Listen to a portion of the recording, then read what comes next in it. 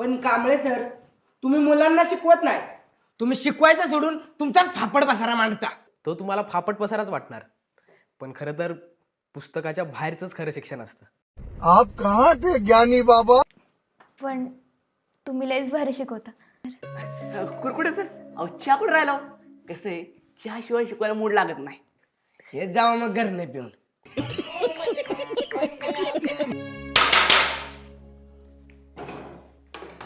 ए अरे उठा की, सर आलेले दिसत नाही तू, उठा.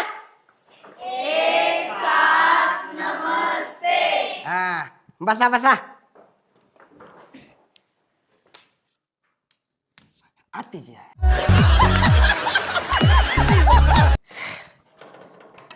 ए सागर शेलार बेटे, लय मस्ती आली वय तुला. शांत बसायचं, नाहीतर असा सुलटून काढीन. आणि पले का ग, कशाला दाताड काढत्यात? हिंदीचा तास आहे ना, मग हिंदीतनं शिकवा की. चुप बैठ, लय आगाऊपणा करते क्या. तर आज आपण क्या शिकेंगे?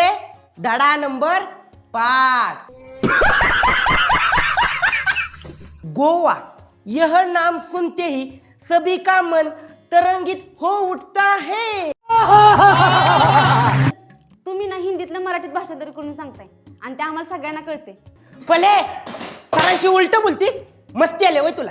अगं आता बारकी नाही, 2-3 वर्षात लगीन होईल तुझे. समझ रहे हो? समझ रहे हो आप? समझ रहे हो ना?